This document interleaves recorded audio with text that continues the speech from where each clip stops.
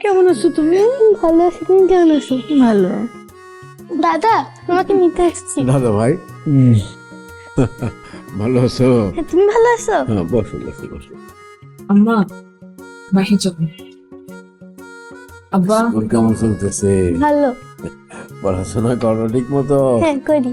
বেশ বেশ বেশ। আব্বা আমাদের ভুল হয়ে গেছে আব্বা, বাসায় চলো।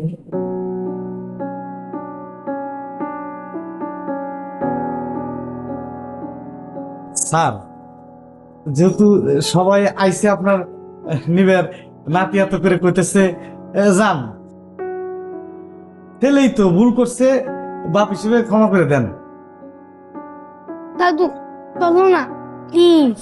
আব্বা চলেন না, চলেন।